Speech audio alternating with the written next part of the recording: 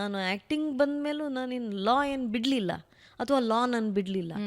ಒಂದು ಹಂತದಲ್ಲಿ ನಾನು when I became the head of GEC I said this is it, ಇನ್ಮೇಲೆ ನಾನು ಆ್ಯಕ್ಟ್ ಮಾಡಲ್ಲ ಅಂತ ಅಂದ್ಕೊಂಡೆ.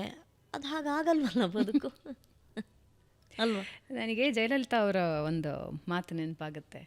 ಅವರು ಯಾವತ್ತೂ ನಟನೆಗೆ ಬರಬೇಕು ಅಂತ ಅಂದ್ಕೊಂಡಿರಲಿಲ್ವಂತೆ, ಬಟ್ ಶಿ ಎಕ್ಸೆಲ್ಡ್ ಇಟ್. ಬಂದಾದ ಮೇಲೆ ಯು ಹ್ಯಾವ್ ಟು ಎಕ್ಸೆಲ್ ಅಲ್ವಮ್ಮ. ಪಾಲಿಟಿಕ್ಸ್ಗೆ ಬರಬಾರ್ದು ಅವ್ರಿಗೆ ಇಷ್ಟನೇ ಇರಲಿಲ್ವಂತೆ.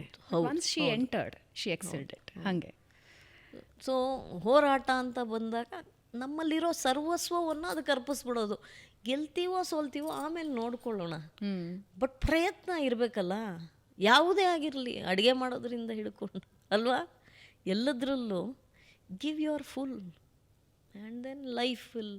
ಆ್ಯಂಡ್ ತುಂಬ ಫಿಲಾಸಫಿ ಎಲ್ಲ ಮಾತಾಡೋಕ್ಕಾಗಲ್ಲ, ಆದರೂ ಫಲಾಫಲಗಳ ನಿರೀಕ್ಷೆ ಇಲ್ಲದೆ ಕೆಲಸ ಮಾಡುವಂತಾನಲ್ಲ ಭಗವದ್ಗೀತೆಯಲ್ಲಿ ಶ್ರೀಕೃಷ್ಣ. ಹಾಗೆ ನಿರೀಕ್ಷೆ ಇಲ್ಲದೆ ಕೆಲಸ ಮಾಡ್ತೀವ, ಅದು ಸುಳ್ಳು. ನಿರೀಕ್ಷೆ ಇರುತ್ತೆ. ಈ ಯಾವುದೋ ಒಳ್ಳೆ ಪಿಕ್ಚರಲ್ಲಿ ಆ್ಯಕ್ಟ್ ಮಾಡಿದ್ರೆ ಒಂದು ಅಟ್ಲೀಸ್ಟ್ ಒಂದು ಫಿಲ್ಮ್ಫೇರ್ ಆದರೂ ಬರಲಿ ಅನ್ನೋ ನಿರೀಕ್ಷೆ ಇರುತ್ತೆ. ಇರಲ್ಲ, ಅಷ್ಟೆಲ್ಲ ನಾವೇನು ಸೆಲ್ಫ್ಲೆಸ್ ಏನಲ್ಲ ಅಲ್ವಾ, ನಿಸ್ವಾರ್ಥವಾಗಿ ಮಾಡೋರೇನಲ್ಲ. ಆದರೆ ಅದರ ಜೊತೆಗೆ ನಮ್ಮ ಸರ್ವಸ್ವವನ್ನು ಅದಕ್ಕೆ ನಾವು ಕೊಟ್ಕೊಳ್ಳೋಣ ಅಂತ ಅಷ್ಟೆ.